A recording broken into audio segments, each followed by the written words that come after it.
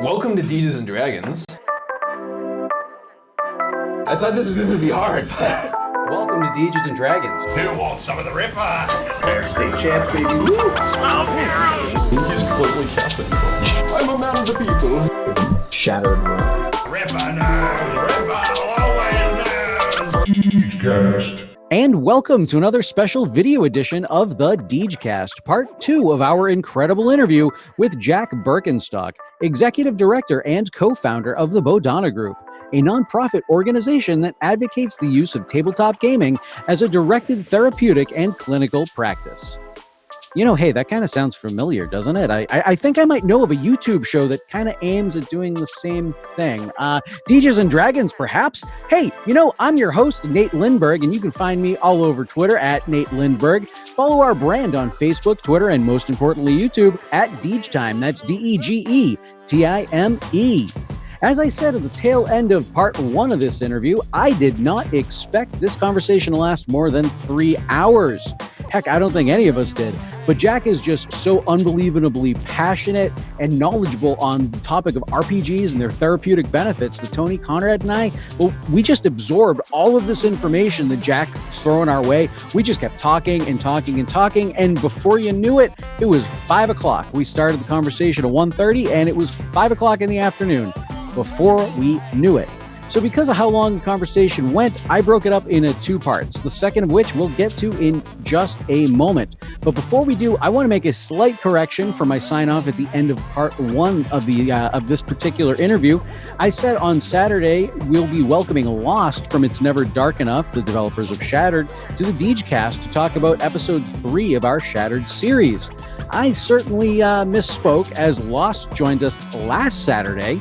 Shattered developer Zip will actually be joining us this coming Saturday. The following Saturday, June 13th, join us and prepare to be a little bit confused.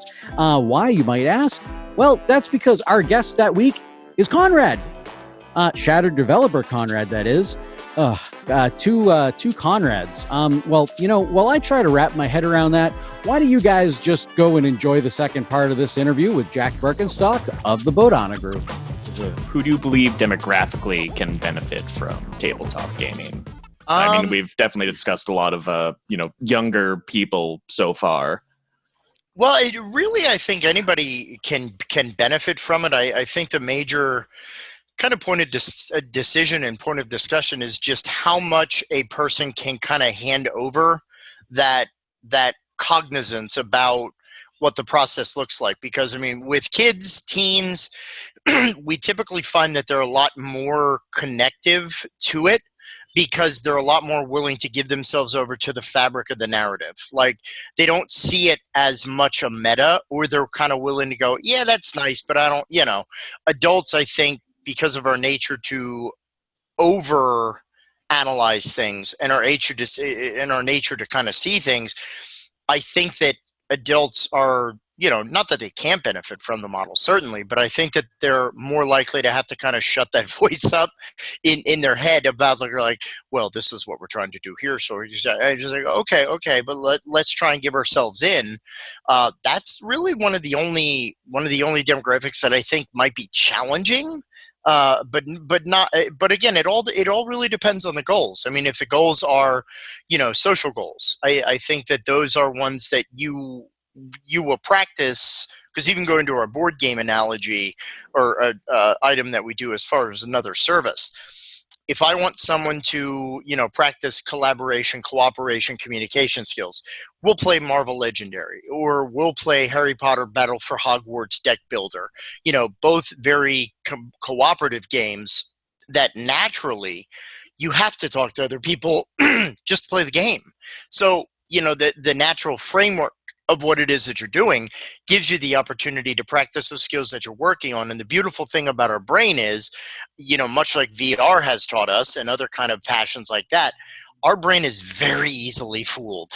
Our brain is so sucked in, hooked inside of the fish, our brain sees this, our brain believes this. So when we're playing as a character, even if I'm like role-playing a conflict as a character in a role-playing game, because I'm getting into that character, and again, this speaks to the strength of the immersion and the bleed, the stronger I play into that as being what is going on. The same synapses are firing in my brain. The same chemicals are being fired off. And, so my brain is still practicing the skill in the same way I would in a real world scenario, but I'm doing it within the fiction. So the brain is still learning regardless of whether it's fiction or nonfiction.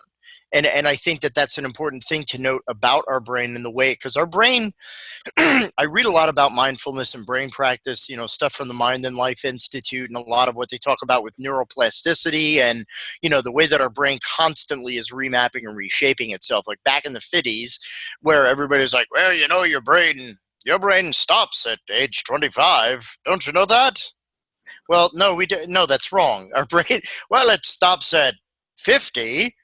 No, you're still wrong at 75. And it's like, it's not an auction. You're wrong about the brain. Like that's what we've learned. Your brain constantly remaps. This is kind of the physical version of use it or lose it. That if we're practicing a skill, our brain is actively engaged in firing off those locations in the brain. So if we have a fear response, and it's based from the amygdala, and we're having all of that cortisol and that stress chemical. A stressful moment in a board game or in a role-playing game, you're like, holy crap, what's going on? That stress is still just as real as if there would be a real-world conflict. So a lot of it is how much is the person willing, in my opinion, how much is the person willing to give into that experience to be able to then take reflective elements from it. And so a lot of that, again, gets into those deeper elements where, like, let's say depression, for example. It's a lot more than just, well, I know you have depression, so I'm going to make the session sad. Well, depression is a lot more than that. Depression could be, it's a chemical feeling. It's a lot of treatment modalities are actually more to the point of most people suffer more distress from anxiety or depression symptoms, not because of the symptoms themselves, but because of their inability to control or stop them. So it's the fact that I'm overwhelmed by this feeling, this chemical that I can't change. So now I feel weak, or now I feel that I'm inferior to my own brain. So it's kind of like a surfing modality. So, hey man, just, sometimes ride the wave. One day it's a good day, one day it's a bad day. So let's rely more on lack of judgment, or let's rely on maybe before we start the sessions, let's check if you have some coping skills so is the problem that you don't identify when you're feeling anxious or depressed? Is the problem you can't manage it, or that you find it difficult to snap out of it, so to speak? Because again, most people don't snap out of depression or anxiety. They distract themselves until the chemical process has finished its ride, and then the person then goes to reconstructing what might have come apart during that moment. And that's where a lot of the self-judgment and stuff comes in. So it's more about building up the person to kind of defend themselves against when these things happen. I myself have a severe ADHD, can you tell? And I also have a bipolar diagnosis. I used to use a lot of medication for my bipolar back in the past, and I've used mindfulness practice and mindfulness meditation to get off of my medication. Now, that's worked for me. It doesn't work for everybody. But I think that even within the game, a lot of what we can do is, well, first, if we're in the midst of a game and you're starting to have that type of feeling or starting to have that moment, let's work on identification first. So maybe, did you notice anything during session? So I can ask for questions in the middle of the session. I don't have to ask you in the middle of it, because that might then cause you to feel bad because you're around people and now you're feeling the depression symptom. So a lot of it is again, then seeing, and this is kind of another layer to it, but let's look at, and I'll actually kind of do a little plug or kind of an advert. So a little while ago, about a year ago, the Bodhana group wrote its first volume called Wizards, Warriors, and Wellness. This is a primer that we sell on Drive-Thru RPG, and the whole idea behind this is it introduces people to therapeutic role-playing and what the practice looks like, some of the skill areas. Now, one of the things that we're working on is we're actually writing an entire series that is going to be the Wizards, Warriors, and Wellness series. And that whole series is going to basically say, here's a guide or source book for anxiety treatment. So what we're doing is we're partnering with people who are, more experienced because I'm not a specialized anxiety therapist. I don't have as much training in that as other people do. So I'm not going to wax clinical about something that I don't have a lot of experience on. So I'm going to partner with this person. And what we need to do is look at what accepted treatment modalities are available within that mode. And then let's see, is there a way that we can simulate that or that we can inject that into therapeutic role playing? And a lot of what we found is a lot of the exercises that here's the anxiety workbook. Okay, well, most of those are, Johnny's nervous about going to the liquor store with the teenage boys from the yard because he might get in trouble with his dad. How does Johnny need to deal with this? Okay, 9 times out of 10, I know the answer you're looking for if I'm in treatment. But if now it's a dramatic beat that simulates some of that energy and it's part of the story, and again, we're immersed in the story, we're now simulating a situation, engaging in live role playing that helps the person deal with some of that. So it's about, because a lot of people say, well, where's your research? Well, we're doing it. So hold on, we're getting there. But I really do believe to some degree that role-playing game therapy is not a standalone modality. I don't think that this is its own therapy. I think that it is an adjunct form of therapy, and it is a mixture and an amalgam of other research-driven practices that can be emulated and replicated through the use of intentional narrative with clinical intent. So it's less that role-playing therapy is its own deal. No, I'm going to use the story to do some CBT work, or I'm going to use this to do, some mindfulness practice where if we're in the middle of a stressful argument in character, pay attention to your body. Much in the same way that DBT practice or positive psychology would kind of encourage a person to do. When you're feeling anxious, what is your body telling you? What is your mind telling you? What are your emotional registries? Because all of that, it's research-driven DBT practice that comes from Buddhist psychology and all these other traditions, but we're borrowing what works in a fabric and framework that is more approachable and less imposing than traditional forms of therapy. If we're playing a game, we're a little bit more relaxed to talk about ourselves and to talk about our problems. And we've seen growth from people in as short as 3 months, where parents are like, oh my God, he, started engaging peers on the phone and inviting them to, and we actually are running, or we are designing a how to be a GM course for all of our groups as part of our sessions, because we've started to learn that, playing the game is one level. And again, I know I'm talking like I'm a wedding cake baker or something, because it's, and here's another level, and here's another billions and billions of games. But another level to this is, now that we've had people playing in character and they're injecting themselves into the narrative, now let's identify some of the therapeutic underpinnings of being a game master. So we had kind of an experiment that led to this realization where it was some of the guys in one of our private pay groups were like, hey, can we run this? And we went, well, I don't see why not. We were initially, we were like, sure. So we actually had this person who is, a person on the autism spectrum, and he ran his first adventure. And so we were kind of like, well, what do you want to do? And he was like, well, I really love creepypastas, so I want to run an adventure where we're hunting down creepypastas. But he didn't know any system but D&D. So he pretty much statted everybody D&D, and he was like, well, I want a bulldozer. What should be a bulldozer? And me, not being, the world's foremost authority on D&D, that's why I use Kids on Bikes and RetroStar and all the other ones, I was like, I don't know, Iron Golem. I mean, it seems logical, right? And I should have picked Rhinoceros, because Iron Golems are impossible. But what we found was, when he initially ran, it was very much Shatner's pack my bags, pre-flight. It was like a one-man show where he was kind of more telling the story. And then we kind of sat back and we went, okay, why don't you get some feedback from your players? Because at that point, we then stepped into that full NPC player mode where we wanted to challenge him. Like, he's very routine oriented. It has to happen like this. And we're like, oh, no. We're going to throw your plans completely out the window, dude. But we're going to let him know ahead of time. We're going to challenge you. And the feedback he got was, well, you didn't really ask me any questions. You were just kind of telling me what happened. And I mean, your characters were good and the plot was cool. And he really took this in.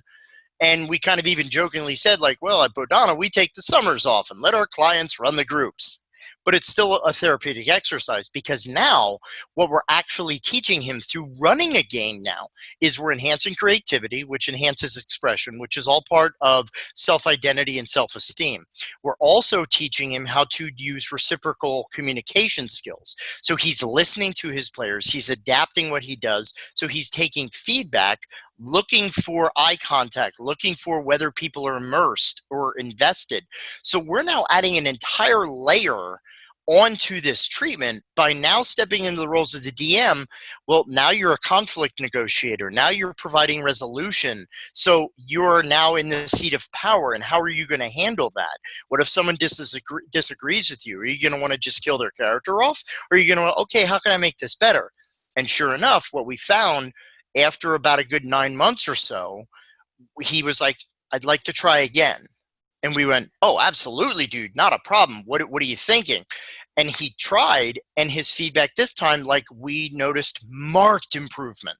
That he was, it was not story time. It was a collaborative storytelling exercise. And then we had another kid who wrote like a D&D skin of Naruto, because Naruto was like, his jam.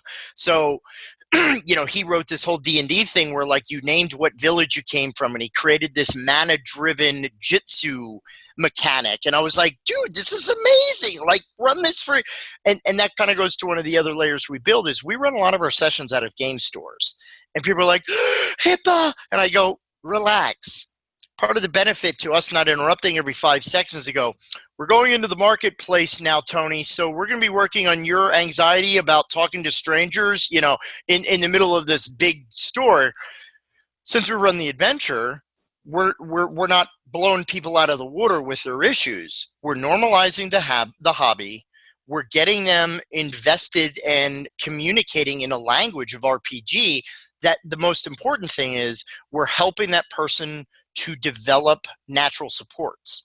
Because one of the big things is I love support groups. I love agencies and groups that group people together who have similar condition. I think it's a phenomenal idea. But at some point, it kind of gets to the point of like, yeah, I know these 25 people incredibly well. It's like episode 23 on a reality show. And you're just like, we're not generalizing or universalizing a lot of those skills that we've learned within the group towards an outside population. So, families built-in supports, paid supports, even like support groups are, there's a little bit of a leg up with that. So yes, it's important, but when we actually go to the act of developing a natural support, that means that I'm in charge of introducing myself to this person, to having a conversation with this person. Also going through the everybody deals with struggle of, yeah, I put a whole lot of front load into this relationship, but now that we're friends, yeah, I'm good. You married me, so you're stuck with me now. There you go. So natural supports mean more to a person, and they actually have been shown to like reduce recidivism and criminal behavior, because you have people that you care about. And again, we are social animals. So we believe also in, I'm not just going to play this game with you to work on skills. I'm going to teach you how to play, and I'm going to teach you how to run. And then we're going to run it in environments where, hey, guess what? We run group on a Sunday, but this place is still open on Wednesday, dude. So come on in during Adventure League. Play for free in a group with a bunch of people. You know D&D now, so let's make a couple of friends. Maybe we'll talk about that, or run the group for your friends at school, or run it for your family. So it's another layer where the idea is, if I'm seeing you and it's 10 years down the road, that's not okay. Like part of the model is, now granted, there are some people who need that level of intensity in that connected format, but a therapist's job is always to envision discharge from the date of admission.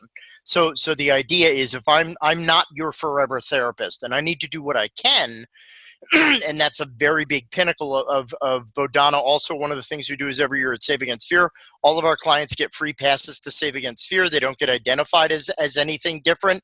And we even talk about in group leading up to, we go, so who wants to try a new game? Or, hey, you love Pugmire, you want to meet Eddie Webb and play in one of his sessions?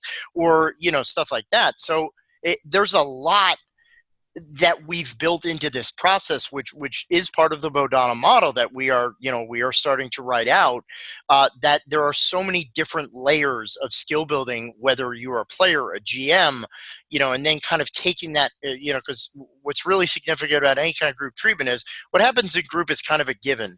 You know what you're doing, you know what you're working on, but it's, am I taking those skills outside of that environment where I do not have the facilitator to guide me or lead me? Am I doing that in a way that is more beneficial because now I'm self-generating, am I my own impetus for change rather than someone going, Tony, come on, let's talk to our fellow players about that. It's more effective when Tony goes, oh crap, I need to talk to people.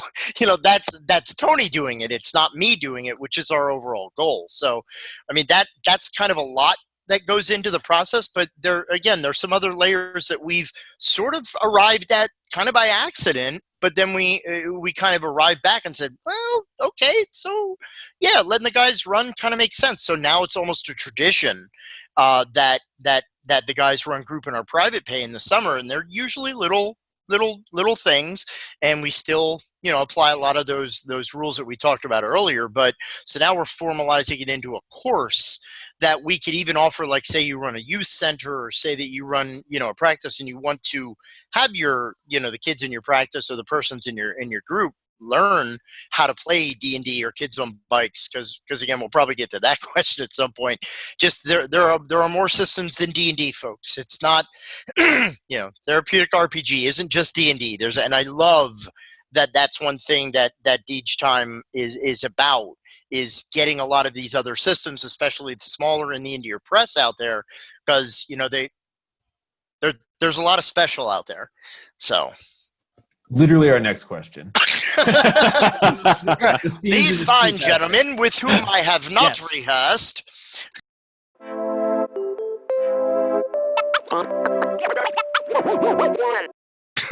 Yeah. The question is, why use any game aside from Dungeons and Dragons, let alone a multitude of them? Why? That is an incredible question. Well, there's multiple reasons. I can kind of, to paraphrase T.S. Eliot in Old Possum's Book of Practical Cats, the choosing of games is a difficult matter. It's not just one of your holiday games. No, I'm sorry. I am not a Jellicle cat. So the choice of an RPG system we feel is very integral to the success of the overall group. So one of the things that we first look at, and this is actually part of our intake form, which we ask about, well, what genres do you like? Because again, I have played so much D&D in my life, but I admitted I am a bad nerd on 3 counts. I don't like Tolkien, I don't like Firefly, and I don't like Game of Thrones. There. Look at the face on Conrad. Oh my He's like, God. This interview is over. Like, plug. But and again,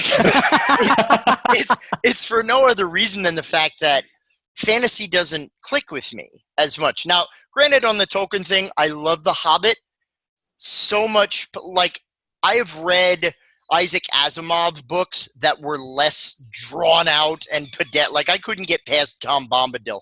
But the idea with all of this is that when we talk about the game that we're choosing, the first piece is the genre. Because if I'm into sci-fi and you're playing fantasy, it's not going to feel as exciting to me. Mm-hmm. So that's the first way we hook a person into what it is that we're talking about. So we ask, what movies do you like? What TV do you like? What comic books have you read? What characters are your favorite? Which also tells me, okay, if I know like Luke Skywalker is one of your favorites, maybe I could throw in some Luke-like bits, if you will. So the choice of games, first of all, is just simple interest. Also, certain games must also conform to different levels of the player. And we speak one age level, developmental level, which is different than your age level. Then we also talk about your cognitive level. So it may be simpler for some people to say, well, we want to run D&D with these guys, and this kid doesn't understand D&D rules, so we're just going to simplify the rules. Well, why don't you play No Thank You Evil if the child's like 8 to 10 years old? Or why don't you play Meddling Kids, which is a system where you make your own Scooby-Doo mystery crew? You know, it's a simple D6 system that kids can even run, which again, kind of works with us on a secondary level. So finding a system where the mechanics are simple provides a couple of different things. One, the player doesn't feel overwhelmed by the system because again, there's a lot of accounting in a lot of role-playing game systems. And if crunch is your bag, you know, I'm not going to try to, you know, over soften your grape nuts. It's totally cool. Go, you know, you do you, boo. But when we talk about other systems, we even want to look at, you know, does the parent have an objection to the use of magic in a system?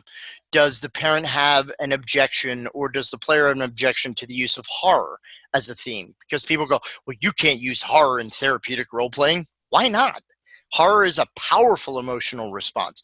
What about people who are dealing with fear? What about people who are dealing, you know, with the number of monsters in their own lives? I mean, we talked about that earlier with, you know, the World of Darkness setting. It's more about what you do with it, but you can also be very intuitive sometimes in the way that you approach a game. For example, one example that I talk about quite a bit is Cartoon Action Hour. It's a system that not a whole lot of people know about. It's published by a company called Spectrum Games, which is an emulation company. So they do games that are based on a certain energy or a certain feel. And one of the approaches to Cartoon Action Hour is basically it's He-Man, the role-playing game, or Thundercats, or G.I. Joe, or Transformers. So you create a Saturday morning cartoon show. Now, there are certain conceits and certain things in there. So, I mean, the system is already cheesily built to teach a moral lesson. This week, Orko learned that sometimes friends can't always be trusted. That's right, He-Man. You know, so when we talk about building this world, you're creating something that is unique to the group, but you're also working in a world that someone finds very connective. You can also look at Dread, which naturally has, you know, anxiety building mechanics in it because, you know, you're resolving with a Jenga tower. Or we actually were using Shadowrun for a while with one of our groups. And one of the ways that I kind of did was, okay, we need to inject a little bit more emotionality to the system. So one of the things we did is your adventure took place entirely, like the whole campaign was done in a 4-block radius.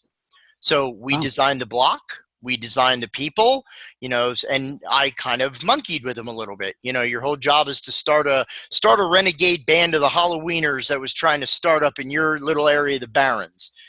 Well, it just so happens that the kid trying to drum up support is, you know, Mrs. Gutierrez's grandson, Manny, and she thinks he's a good boy.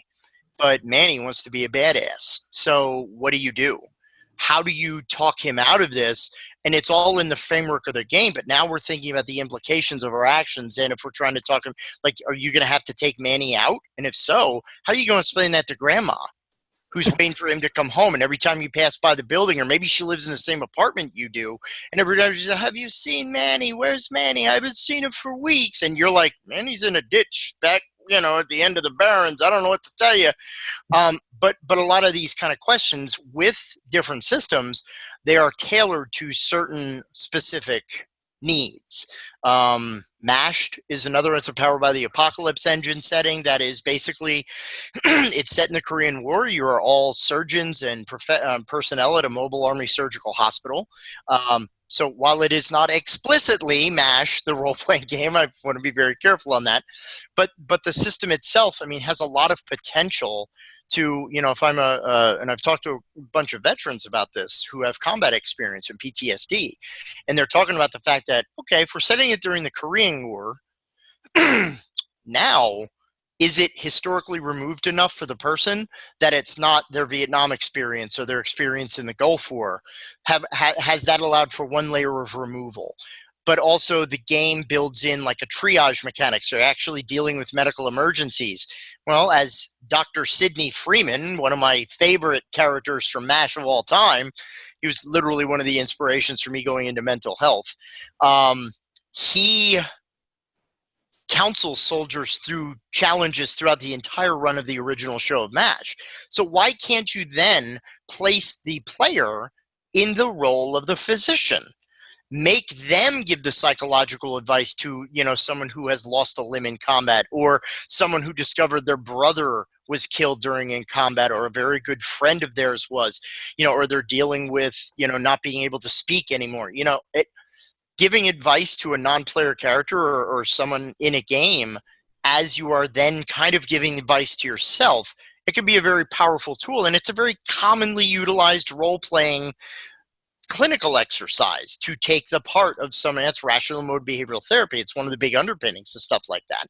So, those are some of these areas of different systems. And we actually have a list of different role-playing game systems. Currently we're using Deadlands Reloaded through Savage Worlds engine.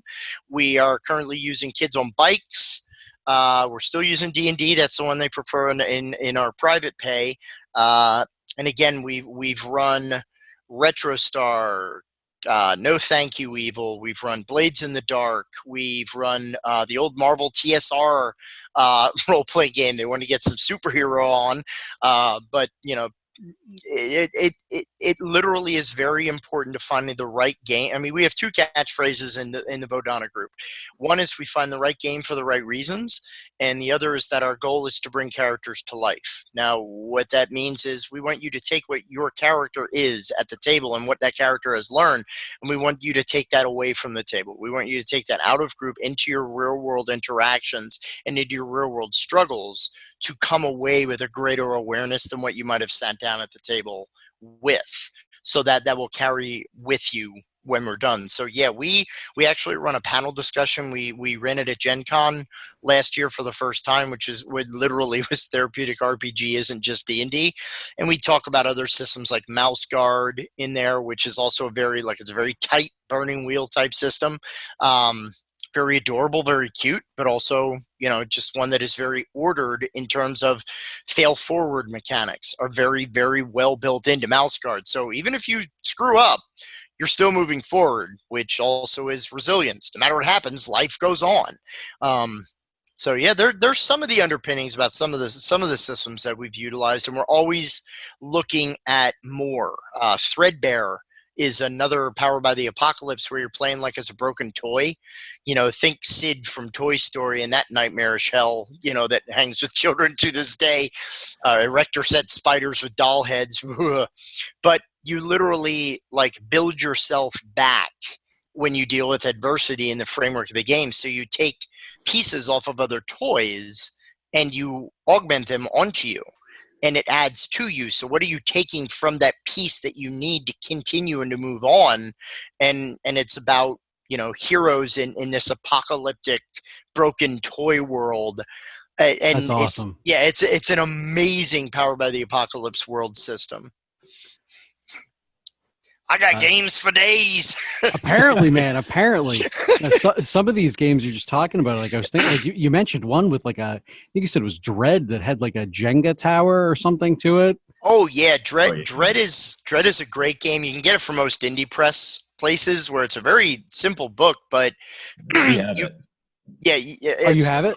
Yeah. It's so amazing because there's a questionnaire you build, which could be a very deep, you're asking a lot of deep questions about yourself through the nature of the narrative. But as you're telling this story, you're pulling, the blocks out of the tower. And if you spill, you're dead. Huh. That's cool. We had somebody at Save Against Fear do a hostage shootout. Oh. So that you could get that really tough squeezed off spot with a guy holding two hostages, but you'd really need to pull a lot of blocks. Wow. So, No, I like that. That's a really cool mechanic. That's a cool mechanic. Oh yeah. Yeah, So- and a lot of the others mentioned it's almost spoilers for what we're going to be doing in the future. A little bit. Yeah.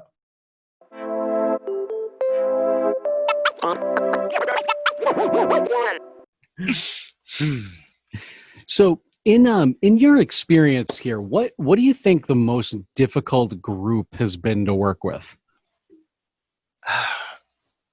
That might be a difficult question. It is a tough question. I wouldn't necessarily say that, groups themselves are like by and large difficult, like a demographic or something. Like I won't say like, oh, really little kids, it's hard to keep them herded. Part of it is, just kind of keep them in their seats for the most part, but let the adventure just kind of go wherever it needs to go because they're kids. It's. Sure. I would say probably one of the unique challenges to the model is teaching people role playing who have no RPG experience. That probably is a very unique thing because a lot of people are, oh, well, you're just teaching the dice and the run. I go, no. That's not what I'm talking about. A lot more to it than that. There's a lot more to it than that. Like, because we're talking about, and it was kind of funny. One of the gentlemen from one of our groups, the gentleman who I talked about with the Naruto skin, he came in and we go, so it's role playing. He's like, so I can be whatever I want, right? And we kind of like already were like, well. He said, okay, here's what I want. Clearly an anime fan. He was like, well, I want like a samurai, and he has a sword that when he swings it, it splits the air open. And when he splits the air, it creates these projectiles that fly into his enemies. And he can get off like 30 or 40 sharpened blade flights with one swing. And I'm just like, so let me explain level 1. Here's yeah. Yeah, so he said forest.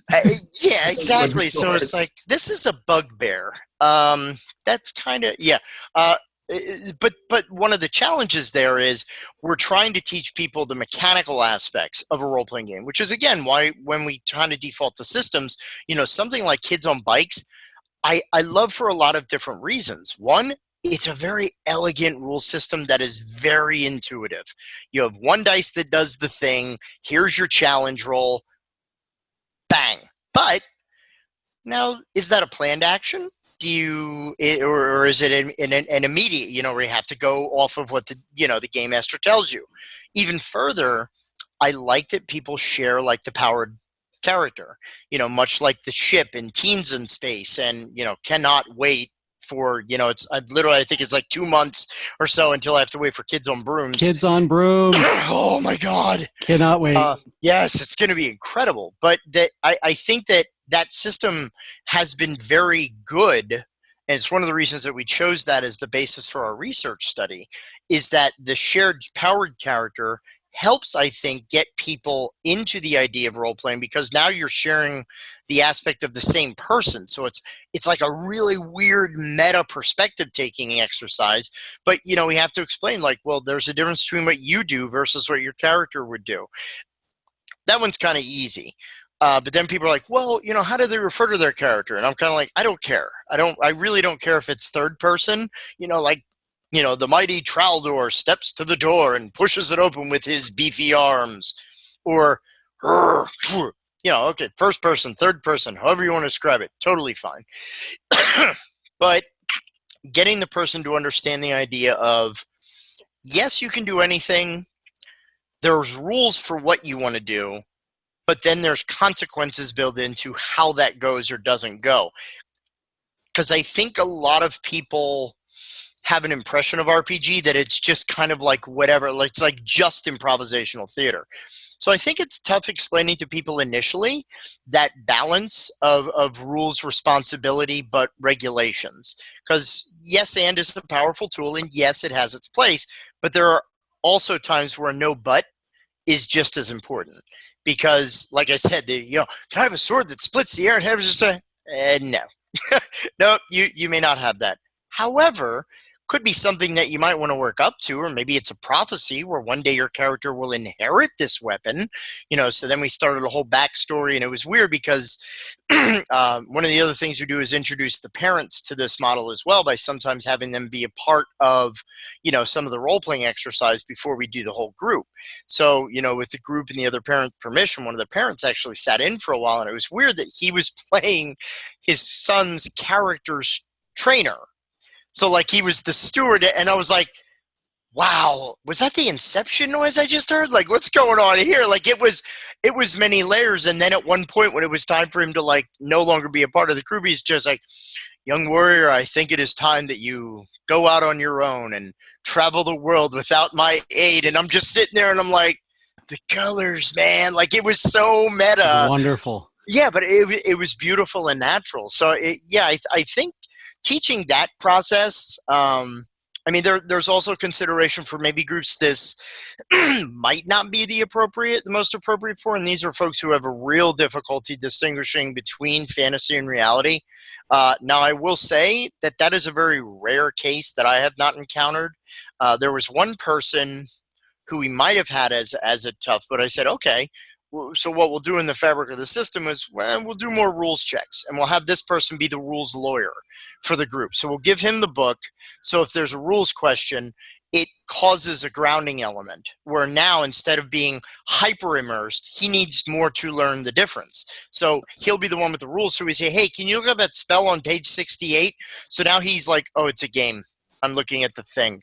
And that worked better for that player. But there are some people, who either with like a schizoaffective disorder or something along those lines, they may have over-identification with the character, but it's not something we've kind of checked in with. But yeah, that's most of what we've encountered as far as it might be problematic or challenging in any way. You adjust to your group the same way as any kind of DM does it. It's sometimes hard to fit people in, or if folks are like, I don't know what I want to work on. Okay, we'll figure it out. And then it's a little tough to plot for that person. So we kind of use goal identification. Hey, there we go. What do you need to work on? That's your goal.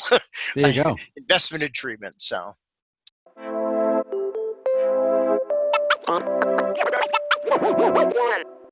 They're taking outside callers. Yes, yes. Long time listener, first time caller. Exactly. So this will be the first voicemail we'll listen to. If you guys want to be a part of this show in the future, you certainly can. You can write to us at degetime@gmail.com. That's degetime@gmail.com, or give us a call 617-506-9686. Leave us a voicemail, and we're going to do what we're about to do on any episode. We will listen to the voicemails, and then we'll respond, and that's what we're about to do now. This one was actually a late submission. It actually came in after we jumped on this call. Hi, I was just wondering if you could talk about a level up moment you had as far as an issue you were dealing with that you had helped resolve by tabletop gaming. Thanks. Mm-hmm. Wow, a level up moment. I know I kind of talked a little bit about it before, like fairly early on when I started getting the role-playing game hobby. I've been a role player since I was about 12 years old. So that literally is like 35, approaching 38, 36 years behind the screen, because I prefer to be a game master rather than a player. And actually one of the things that I kind of learned over time is, first, again, it started out with being silly wish fulfillment. This girl I had a crush on since like kindergarten. Here I am, and all of a sudden John Airedale has a wife, and she suspiciously is named after this girl that I had this huge crush on. And it wasn't until years later when I started to put some of these pieces of the puzzle together how truthfully afraid of myself and my lack of control, because when I was younger, I was a very emotional person going through a lot of things. I was very prone to violent outbursts. I was and again, people that know me now after following my path of Buddhism are kind of like, "Why, are you kidding?" I was like, "Yeah, there wasn't a part of my room or a locker that didn't have a dent from me, either Wow. fist, foot, or head. Like I was a lot of anger, and a lot of it was just being unheard." Because again, nothing, my parents had their own kind of deal. I'm not, putting them down in any way, but they were way more invested with being angry with each other than kind of taking care of us. And I was the oldest. So, I was also in control of, being put in stewardship with younger siblings. And I only kind of realized, especially after years and years of this, even before Bodhana, that, a lot of this is why 95% of the time, I am a game master, not a player. I know that that's a direct result of that because I need to be in control. And that's something that, having realized that then, and having realized, and this is what kind of eventually led into Buddhism. And actually one of my good friends from college, who's no longer with us, was one of the guys who introduced me to Buddhism, was kind of helped me pierce a lot of this through, because, college is where you find out this stuff. So a lot of it was, true control comes from admitting you have no control.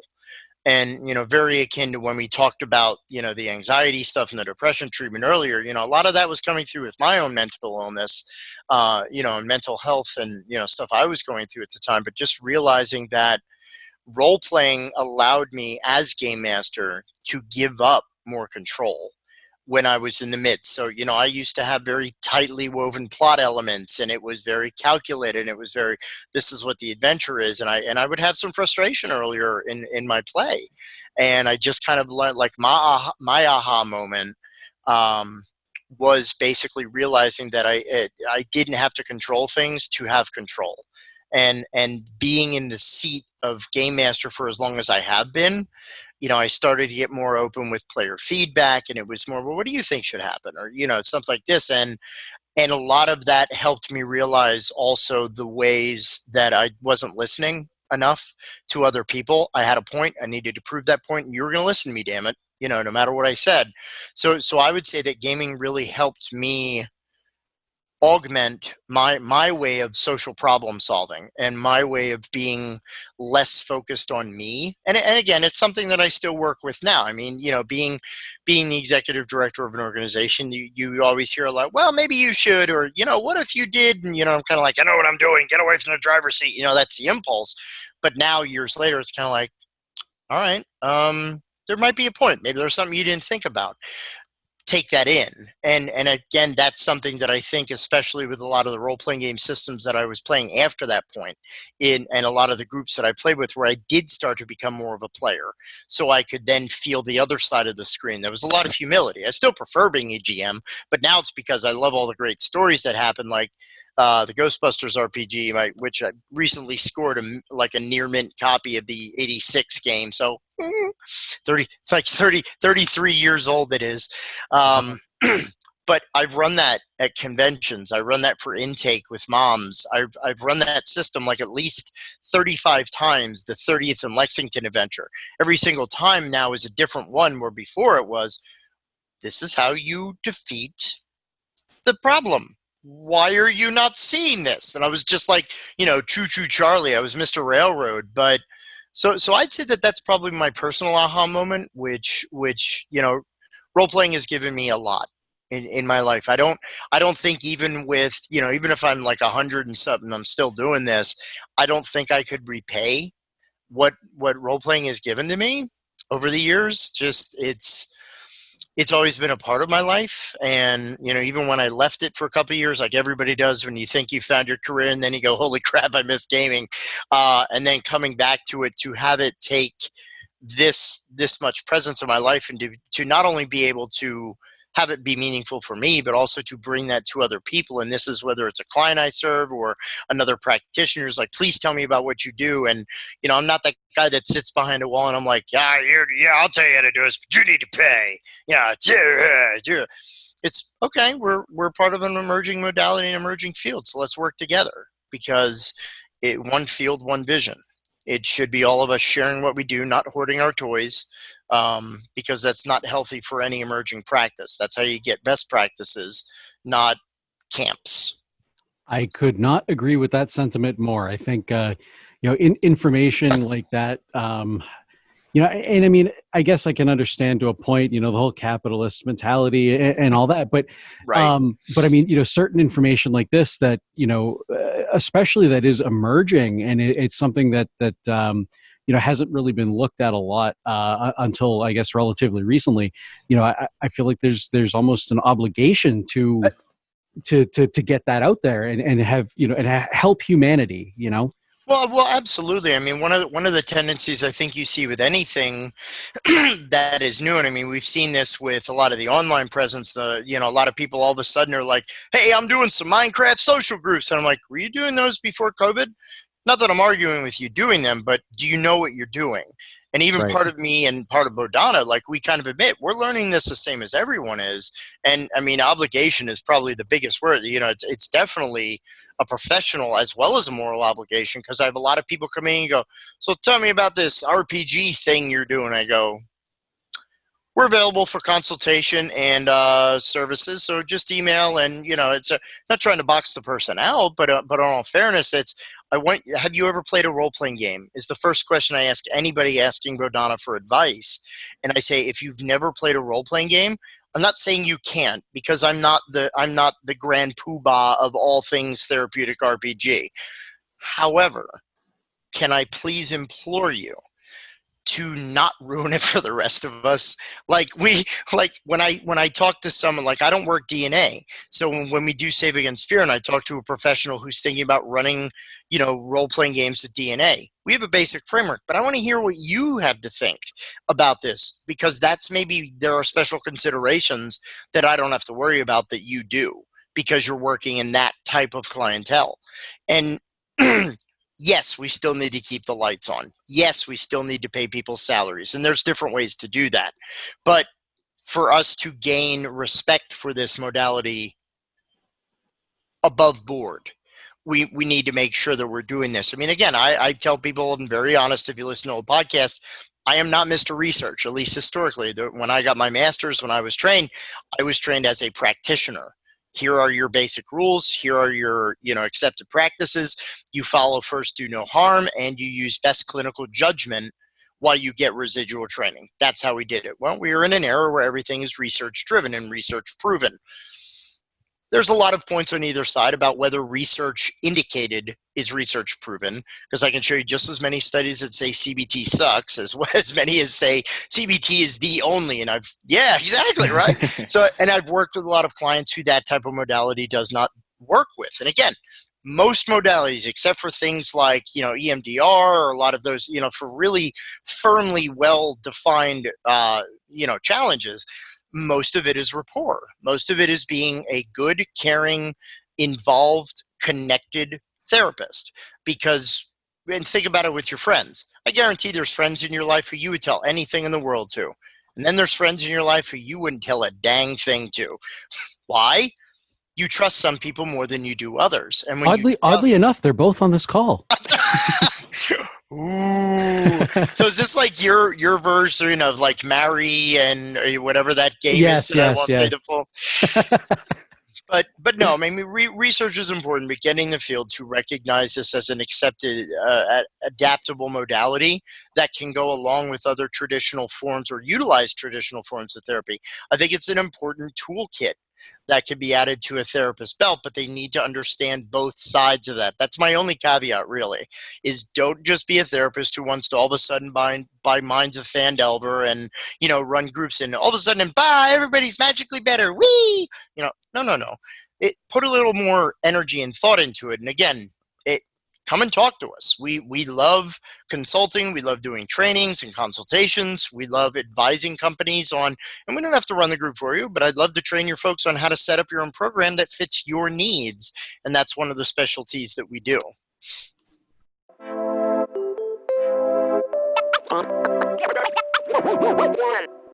For the next question, we had one prepared, and we actually got two voicemails that kind of tie into it. The question being, for those interested in becoming a therapeutic game master, what would that look like?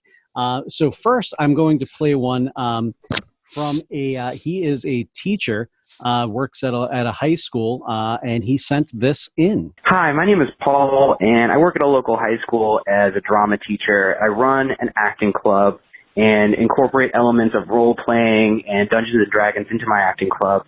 And my question for you is, what advice would you give those that are trying to get involved in a gaming therapy community? Thanks. All right. And so thank you very much for that, Paul. We'll also listen to this second voicemail here. And this is actually it should be a very familiar voice to you, Jack. We actually talked about him a little while ago. Oh, uh-oh. This is actually Bear Winters from Project Biomodus from Tapping Systems. And here we go, Bear. Hi, it's Bear from Tapping Systems. Just wanted to leave a question for Jack. For people who are thinking into getting into the therapeutic benefits of games, what would you say would be the best way of doing so, and what are the toughest challenges of going that route? Have a good interview, guys. Talk to you soon. Thank you very much, Bear. Oh yeah, I love Bear. He was one of the he actually at Save Against Fear was kind of like, so what do you think of my British accent? And he literally was like, oh, it's terrible, man. Stop. Just this is absolutely terrible. Like, I love you for your candor. So very good question, man. I think I touched on elements of it, but I'll kind of try to rebead them into a nice necklace here. So first and foremost, I would encourage anyone who is interested in gaming therapy to make yourself familiar with what it means to be a gamer, what it means to be a game master specifically, because you will be in charge of the content and the delivery of content to these people in a form that may be unfamiliar to them. So I think understanding, and again, this goes back to my personal reflection as well of, that need for control. I'm very cognizant after that reflective piece about, I'm running for people that may have no control in their lives, and I'm injecting all these elements that maybe they don't feel they're ready yet, but as a therapist, I'm kind of like, come on, buddy, you can do this. So I think first and foremost, you got to know how to run a game. I think that comes, and it's not really anything first, but like I said earlier, you got to know how to run. You got to know how to run a good game. You got to know how to know the rules of the system that you're intending to run. Not that we don't have foibles and occasionally have to look up page 79 or whatever, but knowing the game and what the game is or can be is one thing. On the other hand, knowing what good group mechanics are, and I don't mean in a role-playing sense. Like one of the big models that that Bodhana uses a lot to explain this out to people is, if anyone's familiar with Tuckman. So Tuckman developed this whole approach to group, and most people have had this as like a corporate training at some point, because it's forming, storming, norming, performing is the classic Tuckman model to the way that groups operate. So that's whether it's like a 4-person college assignment. So, you 4 people have been grouped together a la Breakfast Club style, and you need to do a presentation, and you always have one person who's like guy on the couch, one person that does more work than they need to. But the whole idea is when we form, we're coming with a shared bond. So you got to understand how when groups come together, everyone's coming to that group for a different reason. I may be coming to feel better about myself. I don't give a crap about Matt sitting across from me and what he needs to learn. Screw him. I'm here for me. So I'm going to steal the limelight, and where sometimes we may actually go, well, that's a problem player. No. All behavior has a reason. Nobody does anything just because. That's a fallacy. Everyone does something for a reason. We may not be aware of even our own reasons for engaging in certain behavior. So it's understanding that process of how you run a group with that therapeutic injection. So, I mean, the biggest thing is, like I said, gain insight on what gaming is and how to use gaming. Understand the potential significance of what it is that you're doing. Like even with the example of the first question from Paul, when we were talking about like the whole nature of like a drama club, understand that a lot of people subconsciously go to performing in drama club as a way to explore emotional feeling and underpinning. Like those, like you're going to do a dramatic 1-person read. There's something to be said about pick your own selection. People pick those for a reason, because that's an emotion they want to express. It's very similar to the character create. You get out of it what you put into it. So I think that a lot of it is about making sure that you have a good foundational understanding of running groups, because groups are different from one-to-one practice. I've done one-to-one sessions. I've done group facilitation for like 20 years. So, even understanding how to manage a group is very different from what you might see in a lot of other, because when you're talking about RPG therapy, not only do you have to balance the treatment goals of everybody, but you have to balance the session pacing. You have to balance the level of immersion. You have to balance how much time each person has around the table. So there's a lot of bookkeeping. So being humble about the way that you run is another big part of this. I know I run some great sessions for my friends, but I'm not running sessions for my friends. I'm running sessions for clients. I'm running sessions on the benefit of parents who pay me to do this, or grants that fund our group. So I have a responsibility to make sure that I'm giving everyone equal time, equal focus, with equal opportunity, which is another reason why we say about being able to also be very creative with the goals. Again, this is not module work. This is customized, individualized therapeutic approach using collaborative storytelling as a narrative expressive therapy engagement exercise. Wow, put that on a bumper sticker. I'd love to. I would love to, actually. No, I mean that. I think you answered that brilliantly. Which I'm sure you've answered quite a few times in the past as well. But But no, it's an important question, because I think I see a lot of people like Scrooge McDuck over this right now. It's a lot like cha-ching, Well- like, hey, that's the hotness. And it's like, no, slow down. Come here. Yeah. Let's talk for a second. No, and I mean, I know, just in talking about what we've been doing to people, I've had people ask me, how do I do this? And I'm like, I couldn't really tell you, but a lot of what you said, obviously, it makes sense. And I feel like you would need to have a good, good grasp of all of that to really pull this together. Well, and even then, like it's kind of also, and again, I will also kind of offer that. I mean, we specialize in not only customized sessions, but also customized trainings. Like the way that we've designed our continuing education trainings is they're designed now that they're continuing ed when they're in-person offerings. However, if you're an agency or a practitioner, let's say you have some familiarity with RPG. We designed our lessons to be in modules. So I could very easily customize a training for you or your agency by taking modules out that you feel would benefit your agency, because, we already know about the 80s and RPGs, and we already know about what some people thought about it then. Okay, that's 2 modules that are gone then. You already know what an RPG is. You may even know what some of the philosophical underpinnings to the model is. Perfectly great. So we'll just give you what you need. So, I mean, anybody that would like to get training or advice on how to start out with this model, they can just email us at thebodhanagroup@gmail.com, visit our website, www.thebodhanagroup.org, or visit our Facebook page, message us through any of those various portals. Go to DriveThruRPG and pick up Wizards, Warriors, and Wellness. It's a great introduction to the way that this practice works. So there's actually kind of a lot of ways that I mean, you could at the least seek us out for that. So I don't know. And obviously too, if for some reason you guys don't want to reach out to Jack directly, feel free to reach out to us. We'll put you in contact with Jack Awesome. and Bodhana Group, and make sure you guys can mesh and get together and get the information that you need. I'm going to now actually play another voicemail, because you actually kind of, I think, just answered her question. So I'm going to play it now, so we can kind of figure out. Hold on a sec. It made me think of one more question. Sure. I know that's relevant too, but almost like backing up a little bit. Say I'm a high school student and I see everything that's going on and I'm into it. What should I start catering my pathway to in order to end up as like a therapeutic game master?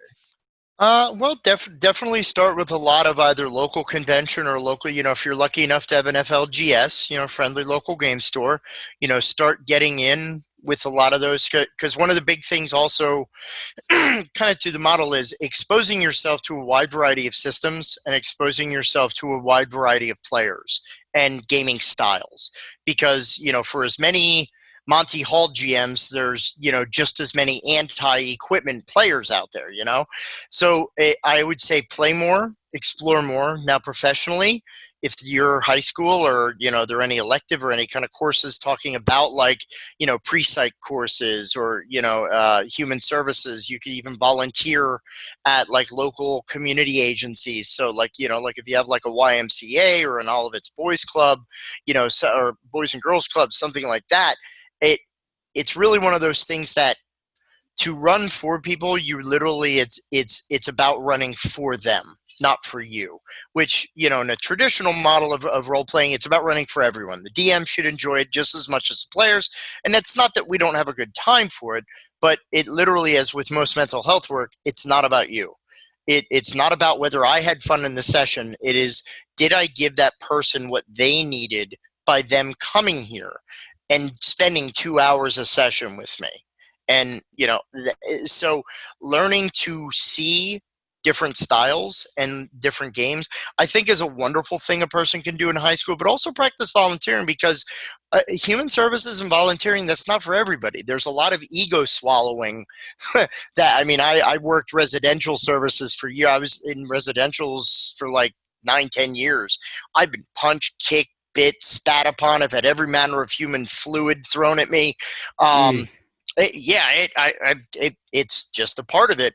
And, I've had friends who don't work in the field, and the first question, man, how do you get through that? I would have punched him in the face. And I go, you would have punched a 12-year-old child who was upset because his mom didn't come for a home visit that weekend? Like, what are you, insane? No, that he had a right to be mad. Why did he punch you? I don't know. I was there. And people are like, how can you just let it roll? And I go, because it's not about me. It was about him. It's about what he was going through at that moment. and that's a very big thing. So you have to to get good at doing therapy, to get good at running group, you have to interface with a lot of different personalities. So giving yourself that early exposure, a lot of volunteer work is also a good recommendation. Are definitely ways to get yourself kind of seasoned to be a human services professional. So that's what I would advise for like someone in high school. And then, of course, if there's elective colleges, because some high schools offer college credit courses and stuff like that in human services and whatnot. So yeah, I would say explore that just to see if that kind of fits for you. I don't know if it's a benefit or whatever, but I actually was originally going to be a teacher when I graduated from high school. And I switched majors so many times, I think they created new departments. But when I eventually got out, I worked as a summer playground leader, loved the playground leaders. And then during the year, I worked in a classroom. And after 4 years, I was like, this sucks. I don't want to be a teacher anymore. But I found that when I was working in education, I worked in the emotional support classrooms. And while I thought teaching math and history and science and all that stuff was perennially boring, I loved talking kids down. I loved partnering with a kid when he was in the middle of and I loved, even at that early stage of my career, I loved avoiding a restraint. I love the fact that I did not have to go hands-on, where a lot of the teachers in those classrooms come to work in sweatsuits. And I'm like, what are you, Ahab, whaling today? Like, what the heck's wrong with you? You come to teach. You're not like, what are you, Jack LaLanne or Richard Simmons? Like, come on, kids, ask your parents. But so a lot of that is just get experience that kind of mirrors what you're going to encounter in the human services field, because there are certain people that should do this because it's their calling. There are other people that definitively should not. And then there's people that can get trained well to do this. Compassion isn't natural. It's a muscle we exercise, and exposure to different people helps exercise that muscle, if that answers that question. No, I think it definitely does. Sweet. And now, unfortunately, I have this image in my head of, and Tony will know who I'm talking about, but my high school electronics robotics teacher dressed as Richard Simmons. I can see it. Yeah. I can see him doing that. I can see him doing that. Yeah. And we'd find out if he has that tattoo. That's right. Oh, we never did find that out, did we? Yikes.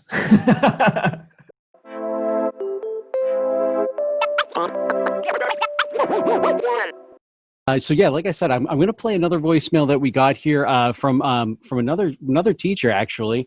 And I think you may have already answered her question, but I'm going to play it anyway. And well, I'll let you decide if you answered it or not. Here we go. Hi, I have a question for any of you who would like to answer it.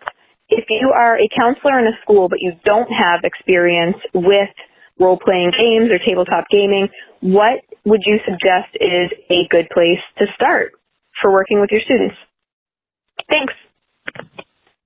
All right, and thank you very much for that call. Yeah, I think to some degree it was kind of been answered to a point. I mean, there's a couple of things. Definitely experience gaming and you can do that at local conventions. You can do that at your local game store.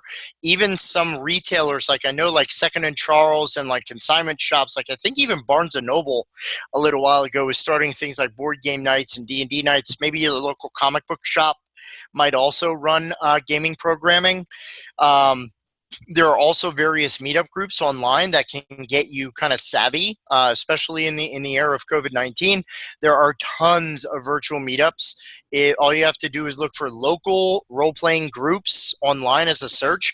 You will find a ton of groups, whether they're on Facebook, whether it's on Discord. There's a ton of different servers right now. And I mean, we're living in a really wonderful technological age where I kind of joke with people that thanks to things like Zoom and Discord and Google Meet and all that, I'm actually gaming more now than I was when I was in high school. It's really kind of weird to say that. But I think that, in the situation that the caller was talking about, I think there's another option of, if you're not gamer savvy, are there any kids in the school that are gamer savvy? Because if you want to start like an after school club for gaming, which is just as helpful and viable as a quote unquote, clinical, we already talked about the benefit of just straight therapeutic as a group, where I think a lot of that could be start an after school group. You'll have kids there, especially with the proliferation of role playing now, that it is no longer, I had a friend who literally, when he was a kid, his mom burned all his D&D books because of, potential devil worship kind of a deal. And, I myself, I'm a human being that legit has been stuffed in a locker in a trash can. Okay. Again, I'm saying that. Of course, I'm also a person who literally got paddled by a school official. So I'm old. Vice Principal Geraldine. We had one in Kids on Bikes. She was coming at me with a ruler. I ran away. Yep. I'm not going to say his name because I don't want to, invoke him. It might be like a homunculus or something. He who shall not be named. Yeah. Exactly. But he swung a mean stick of wood, I'll tell you what. But just starting to ask, and again, make sure to clear it through the administration and people, but just ask around, because there are kids that know how to run, and those kids would be more than happy to teach. Because I even encourage, don't just sit behind the desk and read the paper while they're playing the game. Get in there, make a character, start to, one of the biggest thrills that we have when we run for other agencies is having the facilitator, not just, kind of sit back clickety clacking and taking notes like Executive Cat, just actually getting in there and playing a character. And we've seen a lot more of that meaningful interaction. So I'd say, seek out some local chains, but definitely ask the students, because ultimately, depending on what you're looking at running, they would be the benefactors from something like that. So just kind of look at expanding and using the supports that are already there. But yeah, there's lots of ways to learn about role playing and how to role play.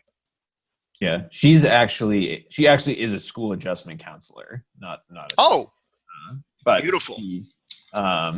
But so yes, so is a matter of adapting existing groups using. Yeah, just introducing it. Yeah, so learn systems.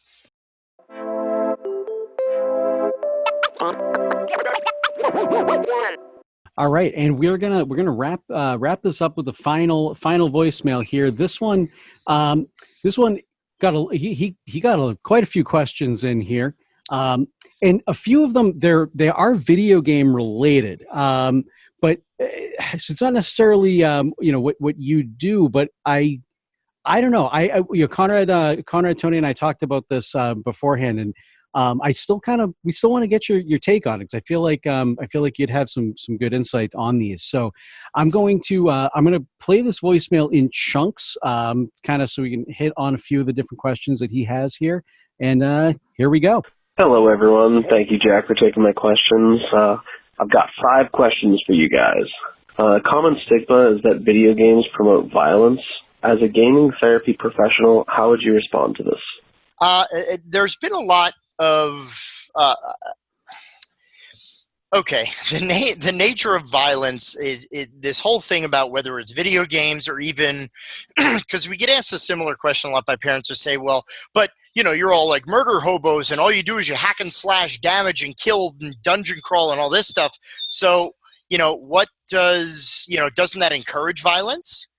Well, it kind of depends on what your adventure is written. And even then, doing these things does not promote or encourage violence in that way. Like the mind, and this is also with another kind of misnomer a lot of people have, is that children are kind of dumb, empty-headed vessels that whatever kind of cereal you pour in, is what comes out the dispenser. Kids are very aware of the difference between fantasy and reality. Kids are very cognizant, provided we give them, like, it's very odd when we talk about child development and how we've really taken kind of a backslide in the nature of how we view like people and children in general as being these kind of easily led automatons that, you can look back at psychology textbooks back in like the 60s and the 70s who said, a 4 to 5 year old kid should be able to walk independently within a 3 to 4 block radius of their house. Now you get arrested if your 12-year-old is in the front yard and you're not watching them for child neglect. Not even making that up. And, we could talk about, it's absolutely sad, because we're robbing kids of opportunities to learn, self-management, independent thinking, critical thinking, creativity and expression, all these things that, my mom's general rule was, well, it's 9 a.m., get the heck out, see you before the lights go on in the street. That's your rule, buddy. If you come back at lunch, great, you've eaten. Otherwise, dinner's at 6. But I think that this idea of violence all stems from the idea that people are so afraid that doing something reinforces what it is that you're doing. And we've simply, with tons of different research, we found that not to be the case. And I'm actually even better that for not only the violence question, but also the nature of video games create more people being isolated, and virtual communication is so harmful because it's not real in the room conversation. Well, I think we've had at least 3 months of pretty good data to indicate that where there's a will, there's a way, and people will connect no matter what. But what we've often found, especially because parents ask, well, do you have violence in your games? Do you have death in your games? All of these weird things. And I go, is there death in your world? Because there's death in this world, sure. There are certain systems that don't do death, but there are certain realities. Violence is a response, and I think that part of the responsibility is that you can misrepresent violence in a video game with or in a role-playing game with no real-world consequence. But any science that shows if I play this game, it leads to this being done. And again, this is going to kind of go back to a lot of this 80s D&D and stuff, with Bink Pulling's James Dallas Egbert. A lot of at the time, people said, well, here's this guy who disappeared into the steam tunnels of, like, I think it was University of Michigan or something. That was the Egbert one. And, it's all because his D&D character died and he couldn't handle it, so he went all kaflooey. Thank you, detective who didn't bother to do any actual research, who went into his dorm room, saw D&D books and said, ha, there's the culprit, that printed paper. No, actually, James Dallas Egbert and, talking about Bink Cummings, who, was rumored to have ended his life with a self-inflicted gunshot wound because his character had a curse placed on him. His mother founded bothered against Dungeons and Dragons. But in both cases, it was found that these persons had mental health disorders that were unchecked, untreated, that the game, and even the way it was spun, that this was the thing that led to that. No, there were other issues there. So, if a kid's playing Grand Theft Auto and that kid has underlying mental health issues, we have a responsibility to be more cognizant of, it's a game, right? You're positive. Hey, how about if we go out and get some activity, because everything is balance, especially mental health. Borrowing a little from my sexually problematic behaviors trainings, if we talk about a person who is problematic because all they think about is sex and they have a lot of sexual ideation, that in and of itself is not a bad thing, provided you leave your house once in a while or you have friends and relationships that are non-sexual in nature. It's about balancing the scale so it's not too much of one thing, but also showing the reality of it. So a lot of times in RPG, we have dungeon crawls, we have battles, but we often mix that with, real world consequence. Like we had, things where when they go to visit like an onslaught, we created like a Holocaust museum type scene where there were piles of shoes and clothes and just cast aside jewelry and the kids were like, holy crap. And I'm like, this is what happens in a war, guys. And, you know, the bad guy's given his whole speech of, what do I care for their bodies? They're no longer of importance to me. Neither is their petty gold. And people are like, you're bad. And I go, well, so let's think about what makes a person, why they're valuable. So, yeah. Yeah, absolutely no hard science that absolutely proves any of that in terms of violence. So please look it up, because immediately while video games are trounced as the harshest thing on the planet and the worst enemy of our children, 2.5 months later after COVID, it was heralded as the greatest savior to isolation. So Oh yeah. kind of found that funny that once it caused isolation, now it's solving the problem of isolation for people. So Yeah. poppycock. I mean, I know for me, you know, like the majority, you know, just like everybody right now, the majority of the interactions that I'm having with people are just like this, in a Zoom meeting or something like that. Yeah. You know, I mean, just about every day, Conrad and a couple of our other friends and I, you know, we'll get on the game Smite, and you know, we'll all play that, and you know, right now it's really my only sanity. You know, there's one human being that I see on a day-to-day basis right now, is my wife, and you know, where there's nothing wrong with that. Obviously, I married her, so you know, I want to be able to see her every day. But you know, yeah, yes, but and there should be one ring to bind them all. Exactly right. But no, I mean, you know, I'm an ambivert, right? So I definitely need my time at home to isolate myself and recharge my batteries and all of that. But I mean, you know, I'm an IT guy. I'm on the help desk at you know, the company that I work for at the moment, and that's a very social job, and that's definitely something that I'm missing. You know, through the course of my day is interacting with people. But throughout gaming, especially online gaming, video games, you know, especially right now, I'm able to interact with my friends and still be able to maintain these relationships and all of that. So I completely agree with you. It's become the savior of this COVID era. Yeah, I mean, it's not the gaming we want, but it's the gaming we have. So it's the gaming that we enjoy. You know, that's Right. commonly said amongst our circle of friends. Okay. Yeah. So what other? You said there were some other questions. Yes, mixed in he's with got there. he's got some other ones in here. So let's keep going. Second question. Does a game being single player or multiplayer affect how much it will benefit an individual, or is that case by case? Reason I ask is some gaming communities can be quite toxic as far as multiplayer is concerned. And I do want to touch on that a little bit, because I think I know what he's talking about here. You know, like for example, in the game I just brought up, Smite. You know, you've got a lot of people that they'll be playing the game. You know, in Smite, you know, for anybody that is not familiar, it's, you know, it's an arena style game. So you know, you're playing on teams. You've got teams of either three or five, and you're against a team of either 3 or 5. You're playing these gods, and the idea is essentially to kill each other, right? There's more to it than that, but the, you know, basic idea. But you get, you know, you start talking to people, you know, in the chats and everything, and people are just so incredibly toxic, and they're throwing out all these racial slurs and things like that. And you know, I know that's led me away from certain games in the past. You know. Yeah, I would say, I mean, there is definitely, I mean, I think I would be, you know, some kind of dang fool not to acknowledge, you know, I mean, they're barring any current events discussion on this fine Saturday, you know, there's a lot of toxicity out there, and I think a lot of like, there's nothing wrong with a single player game being therapeutic.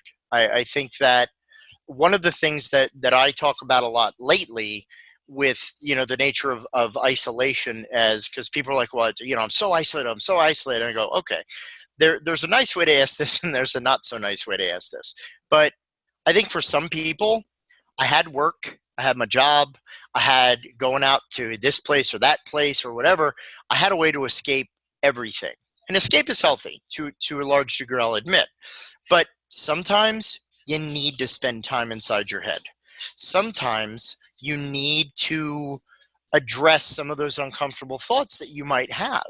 Like, we all have regrets, we all have misgivings and things that we think back upon and are uncomfortable or distressing. I don't, I have a lot of anxiety that has come up because of COVID, that, even though it's like, well, we're kind of getting here, and I know a lot of my friends are just as isolated as I am. So, COVID wise, we're all kind of not as exposed as a lot of people, but still I'm like, no, stay. I'll even on my porch sometimes I'm like, yeah, I really need a mask today, and they're like, what? We're like 8 feet away apart from each other. I go, yeah, I don't care.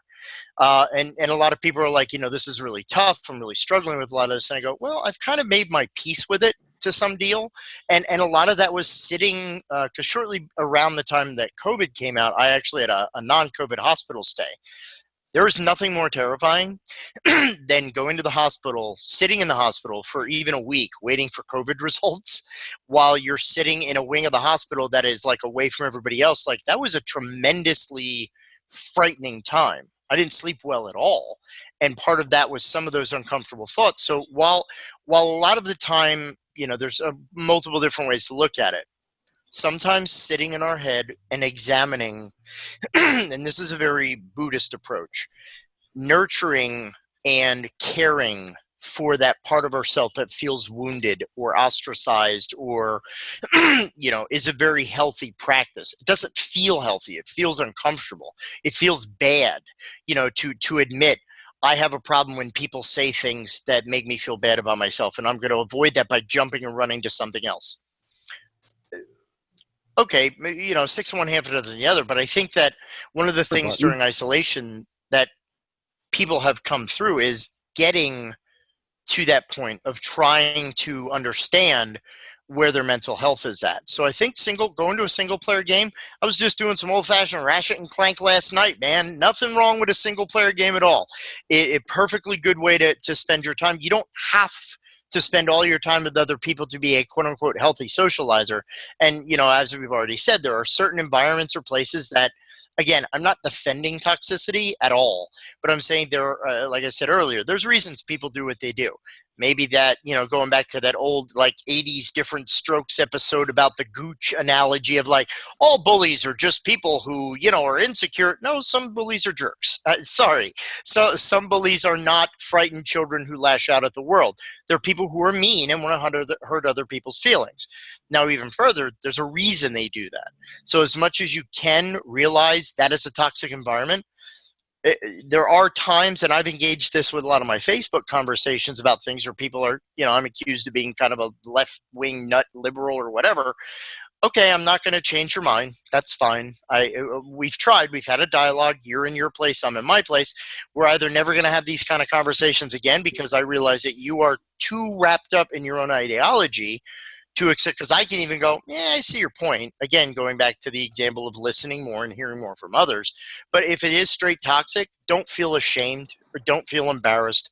Don't feel in any way, quote unquote, weak about removing yourself from that toxicity. Like I would say, if there's a toxic environment and you acknowledge it's toxic to you, get away from it. That says more about your own self-worth and self-value, that you realize that you are more important than a ranked match in terms of your mental health and your well-being. So yeah, by all means, single player games as a way, especially as a response to toxicity. Most of my online gaming is completely with just my friends. We run private games when I'm doing Division or Borderlands 3 or whatever. Part of the reason is because I don't want to have to play a game against, someone who resembles a bad 80s frat boy in a Nerds movie. You know what I mean? And again, I'm a member of a fraternity myself, so I'm not ranking on those. But so that's what I would say. No, nothing wrong at all with single player. Again, it is important to have friends and connections, but it's also more important to be very mindful and very attentive to the nature of those friendships, because sometimes we can have friendships with people who are not good for us. And that's just as important as recognizing whether or not strangers are good or bad for us. I could not agree. I could not agree with that anymore. So we'll move on to his next question here, and here we go. Easy. Third question. How would you introduce gaming therapeutically to someone who either does not play or has no interest in gaming, but you think it would really help them? Good question. I pretty much do the way that I have been. I usually use the Ghostbusters role playing game, which again I sound like I'm getting like I own stock or something. But the thing I like about that system, and the reason that we use this, is it's a simple 4 attribute system. You have 4 stats. It's total array of 12 points to spend. You have a skill in each stat. That skill gives you a bonus 3 dice to roll. It was the first system to use a dice pool mechanic. The most complicated part of it is there's 1 die designated as the ghost. If you roll a 6, bad things happen. It's kind of like a minus on a fudge die, right? It's a randomizer.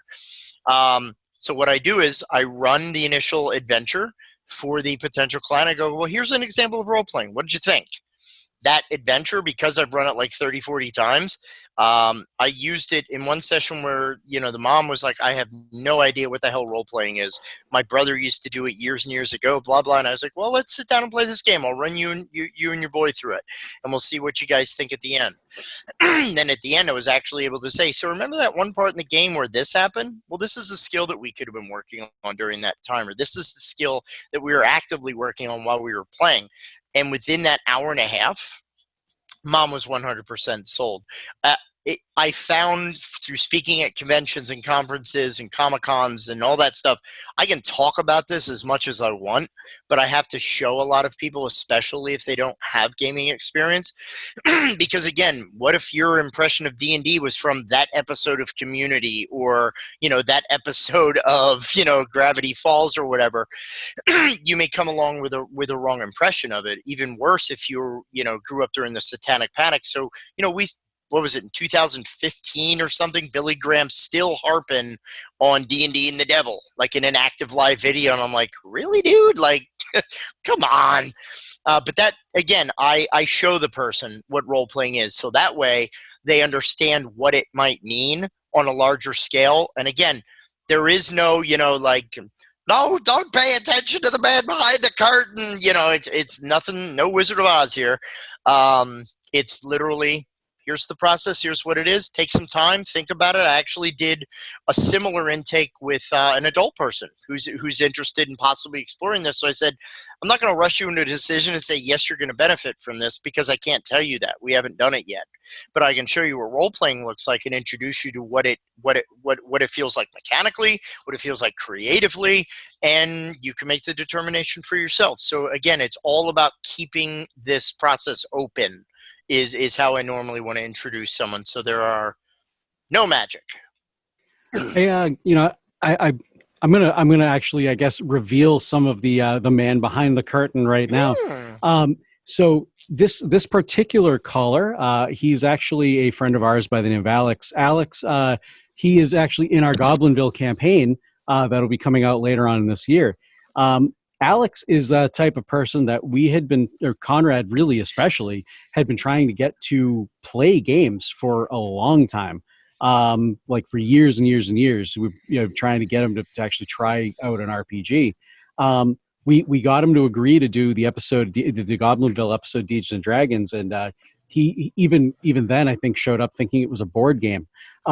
So he sat down. Obviously he was there. He's like, all right, let's do it, and he really enjoyed himself. So I think that is a very good, a very good point. Is basically somebody that might not have any like desire to try out RPG gaming, and he's a perfect example. I think one of the first things he said was just like, "So when can play again?" Yeah, matter of fact, when we went to PAX, he actually bought his own set of dice so he could play again. Nice. So nice. So I just thought that was kind of cool how you. That was your answer, and we actually had a real life example that happened to be the caller. So that's kind of funny. Yeah, it's definitely one of those things that people have to try it to know if they're, because I'll be honest, there are people like role-playing games, as popular as Critical Role is and all this kind of, this grand, and again, people are like, oh my God, these things are so amazing. And I'm sitting there like, yeah, they've been amazing for the last 30 years. Where have you been? Right? But, see, I'm not a nerd. We run the world. But but it's astounding that people still have a misconception, because it is so much in the what's that word, it's so much in the zeitgeist that, I mean, but it's everywhere. What was one of my favorite Twitter feeds was D&D Grandma, where it's this 67-year-old woman playing D&D, loving it, and talking about her character and I'm like, this is amazing. That's fantastic. All right, let's. So he's got 2 more questions here. Should be pretty quick here. Let's go into his 4th question about social distancing. Ooh. 4th question. How do you think social distancing will impact the gaming world in general? Well, I think social distancing has already impacted the game in a very significant way. We're at the point where we've learned to adapt and augment the way that we play based on the needs of what's going on currently. So, we have, even with Bodhana, we've had to, just to keep running, we've had to change our groups to being online facilitation. So, I think that there's a lot to be said for, and we talk about this in the professional stream as well, now that people have been playing remotely, the cat's out of the bag. We can do it now. We can run groups remotely, and it doesn't have to be directly physically in the room to do it. So I think it's great. I think that it's connecting people, again, not in the way that we want people to have to connect, because we want more, but I think that it's actually, me looking at it from a treatment perspective is I like the idea that I'm actually exploring, okay, so there's social distancing. What if, now that we've learned how to do this with technology, what if this is the perfect arena for persons with social anxiety? That instead of having to meet directly around a table in person, what if we use this as an introduction where, you know what, you don't even have to show your flippin' face. Use a profile pic. Perfectly fine. So now I'm even thinking of augmenting and altering the way that we're presenting this therapeutically as another treatment strategy. So we run these groups where you are as comfortable as you would like to do. And you know what? If we're mostly in a physical location, which of course is always the prime kind of a thing to do, but now you still have to worry about things like, HIPAA security and sometimes I think tech companies what's my one thing with Zoom is the whole idea of, really, I've paid this much for your service, but I still got to pay $40 more to get the seminar add-on. Really? Yeah. You know what I mean? I'm like, come on, guys. But I think that it opens up the idea for more inventive and creative and innovative ways to present this therapeutically to people, because we've been able to now approach, I can run groups for people in Florida if I want. It's a lot easier. Now, getting those people together in the room, and we're very intrigued because our study was approved to be an in-person thing, local. But now it's well, wait a minute. We can't run directly in person. So we had to transition the entire study over to an online presence. So I think that a lot of that has changed the way that we look at it, but I'm encouraged by the fact that I think it brings up a different way to bring this to people. So, yeah. No, I like that a lot, because I know a lot, people that I've talked to about, gaming over the years, and I think part of it is, part of it that keeps them away from trying it is that whole social aspect and trying to be, sitting around a table with people that they may not know and try to pretend to be somebody else. And they a lot of that social anxiety will start building up. So I like the fact that you're kind of taking this terrible pandemic that we're all kind of living through, but now you're thinking about it in a way that is actually going to augment your model into bringing, and I think that's brilliant. You do start people off with a Zoom meeting or something, and that way they don't even need to put on pants if they don't want to. If they want to be comfortable. And my secret's out. I'm not wearing any pants. Film at 11. So no, I think it's great, and just the fact that you guys are taking this and kind of finding a silver lining and augmenting your model of it, it's great. All right, and we'll wrap this up here with his final question. Here we go. 5th and final question: what games do you personally find most therapeutic? Thank you, guys. Yeah, I look forward to seeing this. Bye. Thank you very much, Alex. Oh, absolutely. I would probably say, I mean, as far as most therapeutic, probably one of the nicest ones that I love just because of its simplicity, but its far reach, is probably No Thank You Evil, especially because I like the fact that they were very cognizant in the design of the system. That one of the things about No Thank You Evil is not only is it like Numenera Junior, right? It's a very simple D6 resolution. So you have a challenge number, bang. Your character could be literally whatever it is, whatever it wants to be. So you have like, you could be a wizard. Well, it doesn't constrain you into, well, like, I'm a fire mage or an earth mage. No, you can be bubble wizard, wind wizard, water wizard, surfboard wizard, whatever that you want to be. But they actually designed the character sheets to reflect developmental levels. So the whole basic framework of Numenera is blank is a blank blank who blanks, right? So the idea is you answer the question, and it might be, you know, Josie McGillicuddy is a speedy pirate who R's. Okay, so a similar character sheet for like a younger child might be Josie McGillicuddy is a pirate. Well, for a 5-year-old, whatever the heck pirate means to that child is completely up for grabs because it's a simplistic sheet. Whereas if you want to get more complex with it, it's a totally different character sheet, which now speaks to the developmental and age level of the kid. So I found that it's a very nice general open world system that can accomplish so much. So in terms of just therapeutic, I love the fact that it's one of the first ones that we used fully for therapy.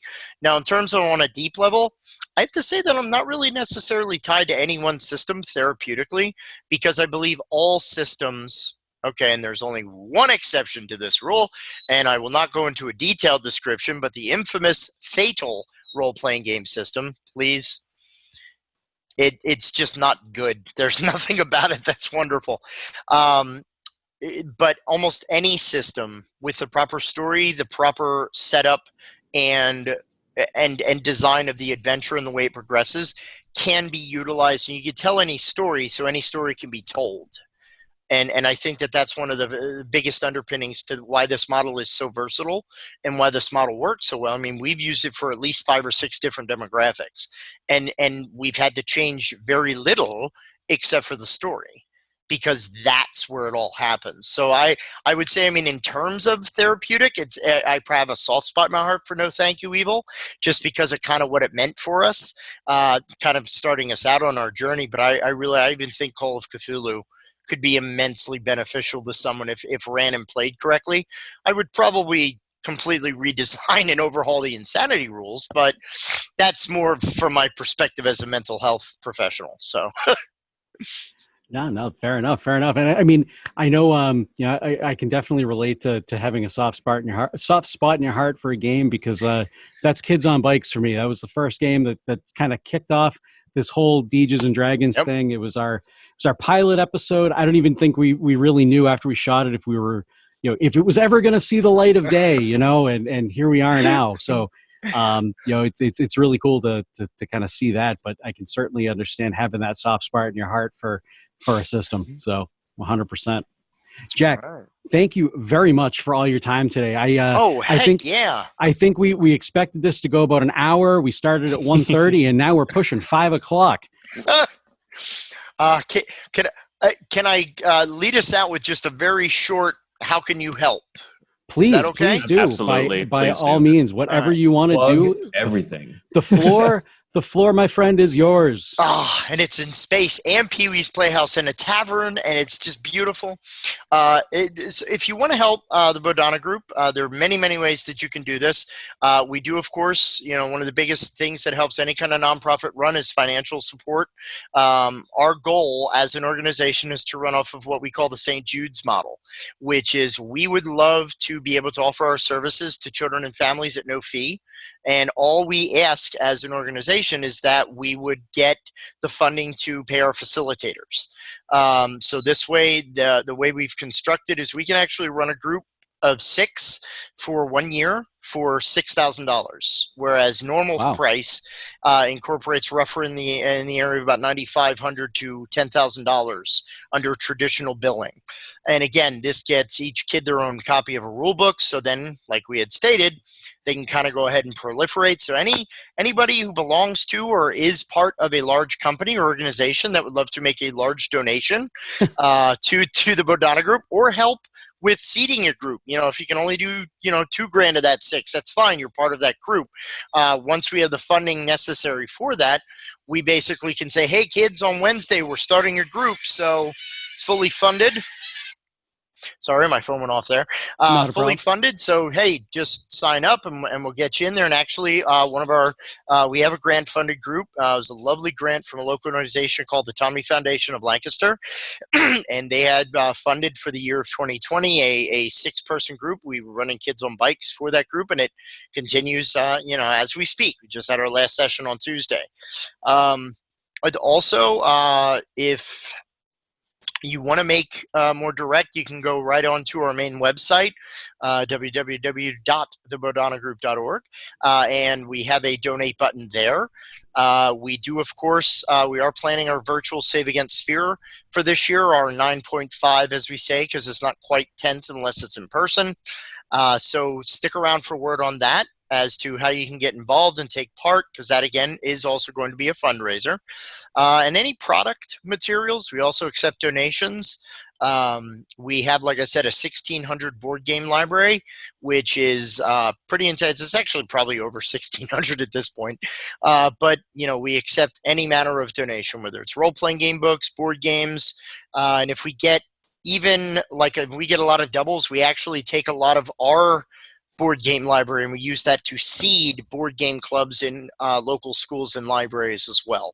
So it's not just about us, smog hoarding all these board games on a big pile of cardboard. It's also about kind of helping bring that gift of gaming to other people. And if you're interested in how to start this in your own practice, whether you're an individual practitioner or whether you're a part of a group or agency, we are most assuredly ready to help. And you can email us through the Bodhana Group at gmail.com, hit us up on our Facebook page, the Bodhana Group, or go to our website again and sign up for our Wix newsletter, and you'll be kept abreast and aware of everything going on in the world of the Bodhanaverse, as we call. And stay tuned. We are going to be reissuing our show, Gaming with Intention, the Degecast.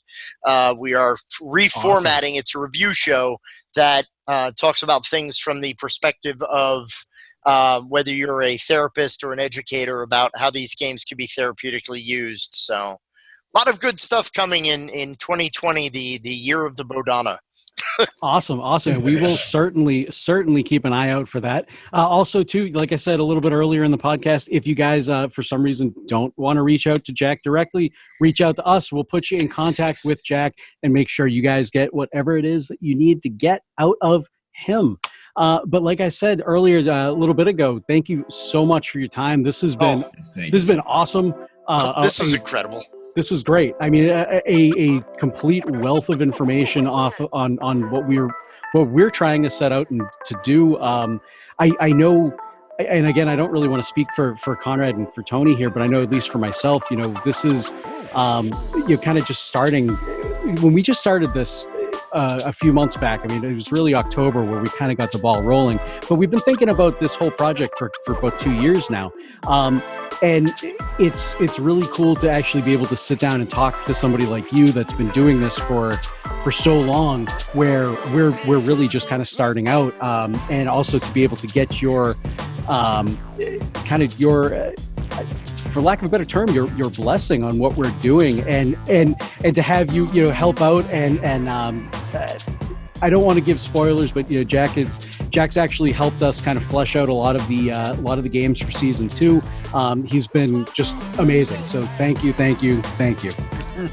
Not a problem. I don't know about blessings. I mean, the best I can do is Domino's Nabisco. Like, that's even. It's probably not even correct. It's food. I'll take that. It's food. It's horrible. It's my apologies to anyone who follows the Catholic faith. I'm sorry. I spent a long time at Catholic school. I went to Catholic school for 2 years, even not being Catholic. It was interesting. Yep, that's actually Conrad and I met back in Catholic school back in the day. Oh wow! Yes. No, thank you as well for this opportunity to talk about my passion and Bodhana's work and how folks can get involved. I had an absolute blast. Perfect. I'm Awesome. so glad to hear that. So Me glad too. to hear it. Yes. All right, guys, this has been another episode of the Degecast, a special video edition of the Degecast.